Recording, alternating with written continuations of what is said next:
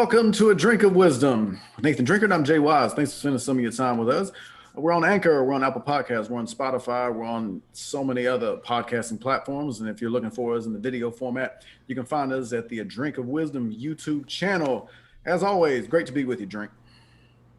Hey man, likewise, man. My brother from another mother. You know what time it is. Same day, different toilet. Hey, we out here to give the people what they want. So as always, we see what they don't. We're gonna say what they want. And last but not least, holla at your boy. Let's talk some sports, baby. Let's roll. Did you say same day, different toilet? Yep. I had to clarify. I wasn't sure I heard. I'm so used to the normal. Almost 2 years Right. in this. I couldn't. Almost two I two years in couldn't. this thing, and I'm still surprised from time to time. Hey, I couldn't say what I wanted to say, so what I'm saying. I gotta clean it up, keep it G for the people, So, Well, here I we said it. I said here it. we go. Episode 63. The Magic hire their coach. Team USA struggles, and we take a look at the MLB All-Star festivities. But we start back in the NBA Finals where the Milwaukee Bucks won Game 3 on Sunday night. They won by a score of 120-100 to get back to a 2-1 series lead now for the Phoenix Suns. Giannis, the league reigning, or well, he was the reigning two-time MVP with another 40-point performance. He's now coming off back-to-back 40-point and 10 rebound performances. They got 18 from Middleton. Holiday poured in 21. Phoenix led by 19 from Chris Paul. DeAndre Ayton had 18 points, 9 rebounds, but got saddled with foul trouble in the second half. And an off night from Devin Booker, just 10 points on 3 for 14. Drink. The Bucks seem to. This is a third straight series. They've gotten down early, but they're starting to claw their way back, and they look like a much different team in Game 3. Do they continue this, or do you think Phoenix takes complete control tonight? Listen, this is a tough one for you, boy. This is a tough one. But if you're going by the logic that we go by, and in the most part, we use this. We take the stars and we cancel the stars out, and we focus on the role players. And I think when you focus on the role players, you got to pay homage to what Milwaukee does at home. And with that said, like I told you before the show, I'm torn in between. The money is, if you want to make some money, it's on the Suns. However, I think the Bucks are gonna win, and the reason I think the Bucks is gonna win because some tells me Drew Holiday is gonna come out here and score 20 plus points. And for my money, if he scores 20 plus, Giannis give you the normal 30 to 40, and if he give you anything over 40, hey, listen, Giannis on the next level. We got to start paying him more respect. But you get your between your 30 and 40 from Giannis. Chris Middleton gonna drop you in between 25, between 20 and 25, and then with Brook Lopez, and we know what the rest gonna do. Listen to me, and I said this on multiple occasions. This game come down to the big three of each team. Last game, listen, Devin Booker was in it. We seen it. 10 points, 2 assists. That ain't gonna cut it on the final stage. He got benched in the fourth quarter. Listen, it's a lot of things going around. Did he get benched because he was just having a bad game, and Monty Williams seen his young star just not with it, or did he get benched just because it was a blowout and he said, "Listen, I might as well rest him for Game 4." I don't know, but what I do know is this: he did not play in the fourth quarter. He came out with I want to say 6 minutes left or something in the third quarter. We didn't see him again. That's a little cause for concern. Another thing, Chris Paul, like I told you, Scott Foster was in his head. I don't know. Those guys have had a long going beef. I think Chris Paul is 0 for 0 for something with Scott Foster refereeing his games. So whatever the relationship is between those two is in Chris Paul's head to the fact of when he sees Scott Foster, you're not going to get a good game from Chris Paul. He feels like he get picked on by Scott Foster, this, that, and the third. In this game, and then DeAndre Ayton's foul trouble. Listen, let's not get it twisted. In the first half of that game, DeAndre Ayton was a beast. He just got caught up in foul trouble. Giannis turned it up, and, we know what Giannis is. 2-time MVP. You just said it twice. It was so nice I got to say it twice. two-time MVP. We know what Giannis brings to the table. He got Aiden in foul trouble very fast. And for what it's worth, though, I thought Aiden still played a good game. He just couldn't stay on the court because of foul trouble. I say all that to say this. I think the Suns will be better in Game 4, but I think Milwaukee found something in Milwaukee. Now, when we get to Game 5 and it goes back to Phoenix, it might be a different story. But right now in Milwaukee, I think Mike Budenholzer, I don't give him a lot of credit, but I give him credit for this. He found something. This whole Brook Lopez, Pat Connaughton mix and Bobby Portis mix, where he's kind of trying to figure out. He's just trying to figure out which of the three guys is the best for that individual game, not necessarily the series. I gotta give him credit for that. He seemed to be getting a hang of that, and that seemed to be working. Whichever one of the three guys come in there and do what they do. They got different strokes for different folks. We know what Brook Lopez can do. We know what Bobby Portis do, and now we're starting to understand what Pat Connaughton does.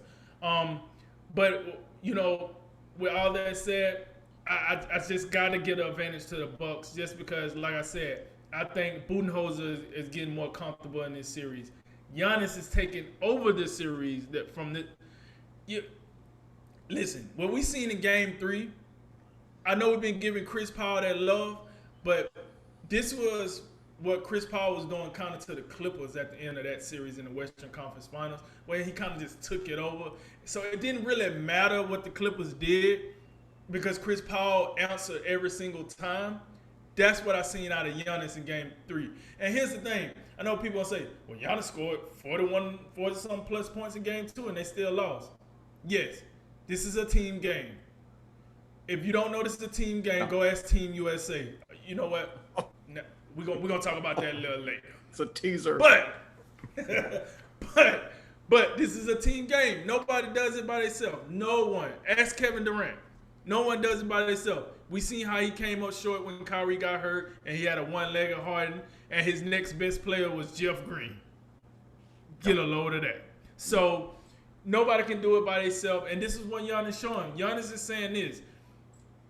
Listen, I put on the Superman cape, but I do need somebody to come and be my Robin. You know what I'm saying? I need somebody to come with me. Yeah, I heard what Kendrick Perkins had to say, but hold up. Let me show you a little something. Now you got to put some respect on his name. So, to answer the question, I think the Bucks will win. I think they found something here in Milwaukee. The Suns will regroup. We'll go to Game 5 and we'll see what happens there. But I'm gonna take the Bucks. I just feel like Giannis is like taking over the series with the way he's playing. He's controlling the series. Middleton is doing enough where we ain't on his head after every game. Drew Holiday shows up better at home. The facts are the facts. And like I said, Mike Budenholzer, he's figuring out which one of those other three guys benefits him the most in crunch time and benefits him the most when they go down.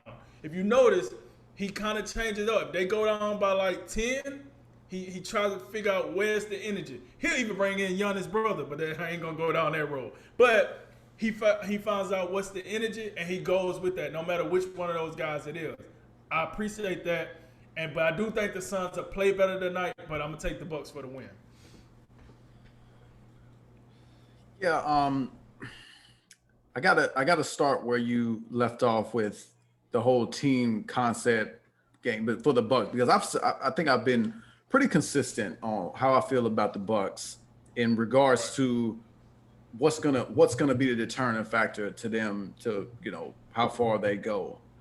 It's all about Middleton and Holiday for me, because what you've seen is, and the perfect example is if you look at games 2 and 3, Giannis was equally great in both games. Game 2, 42 and 12. Game 3, 41 and 13.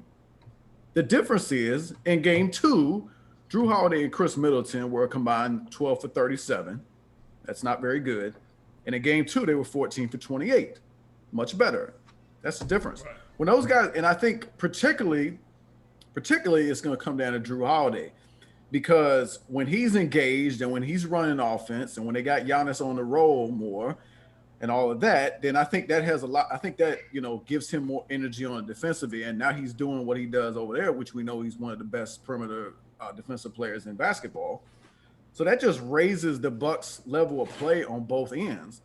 So I think to me the key as we move forward, it's Drew Holiday, the third best player for Milwaukee, and it's DeAndre Ayton, the third best player for Phoenix. And you're absolutely right. Phoenix really, the only reason the game was remotely close early was because DeAndre Ayton was putting in some really good work on the inside and making and doing some mid range things. You know, he's been a big key, and I think I don't know if you've noticed, but what I've seen when Ayton leaves the floor, Phoenix is not the same team, and they're nowhere. They're way more perimeter oriented. When Ayton leaves the floor, it's just everybody just standing here and we're gonna jack up threes. So if I'm Milwaukee, I got to key in on that. And again, it falls back to um, Mike Budenholzer playing around with Brooke Lopez minutes. That's a and that you right. He trimmed Brooke Lopez minutes some more in game three. Bobby Portis played a lot more. Portis played 5 minutes in game two, played 18 in game three. Connaughton's playing 30 plus minutes. That's a big deal because he's giving them a lot of energy too. But those two guys, when they play, Milwaukee's a better team. It's just to me, it's a bad matchup for Brooke Lopez because DeAndre Ayton is a guy who can bang and he's going to rebound. He's going to do work inside. And Brooke Lopez can play inside, but just what has happened to him later in his career, he's just a guy who looks to me like he's comfortable just standing out there and launching threes. So I think Budenholzer, I think he's doing better in that regard. He's mixing and matching a little bit better. And we know, like, I mean, this whole 5 minutes for Bobby Portis thing is ridiculous. This dude's got to play because he brings a different level of energy. You know he does. So, you know, and plus, what we've seen from Giannis in the past two games, this dude's the best player in this series. It's not close. You know, to me, Devin Booker and Chris Paul. I mean, Devin Booker, he can go ballistic every now and again, but I mean, all in all, Giannis is the best player in this series. He's gonna do it at both ends, and the way Milwaukee plays, and especially the way they play at home, I think they're gonna win this game tonight, and it's gonna come down to a best of three. It's gonna be about the same way that they was looking at in Brooklyn after they got down 2-0. And I think another thing to go back to that point, I was absolutely disgusted with Milwaukee after that game two loss when they lost by what 30, 40 or whatever. I said they were soft. They didn't have any mental toughness. Well, they've proven that they have some mental toughness because this is the third straight series. They've gotten down. They've had to play from behind. So they're doing that. They got to continue to do it. I think they will continue. They're a different team at home. It's just going to come down to me. Can they steal one on the road? To me, with Giannis playing at this level and the free throw shooting looking a little bit better, getting a little bit more comfortable. That's a big deal. So, I mean, I think Milwaukee's in a good position. They're starting to figure things out a little bit more. They've done a good job of adjusting. Mike Budenholzer, pretty decent job adjusting. So it's kind of, to me, it's going to be on Monty Williams now. What is Monty Williams able to create in terms of adjustments and what can they do? I am going to tell you the one thing I would be most concerned about if I'm Phoenix is this bench just ain't impressive. Without the service, I mean, when you throw Saric out of there, and I know that may not seem like a huge deal, but now that they ain't got Saric, it's really, to me, it's Cam Johnson. He come in here and he's been playing very well. But Cameron Payne, he's kind of been a no-show in this series. He's not doing too much. And we're in the territory now, and I know no disrespect to Torrey Craig, he can play, but we in the Frank Kaminsky territory. That's trouble. Which means that's why DeAndre Ayton is critical that he stays on the floor. If I'm Mike Budenholzer, I would make it a point to attack him over and over, try to get him in foul trouble again, because when he doesn't play, Milwaukee has a distinct advantage on the inside, just like they've had in the past two series. So that's the keys for me. Drew Holiday, how he plays, and DeAndre Ayton, whether or not he can stay on the floor. If he can't stay on the floor, it's going to be tough for Phoenix to hold on in this series.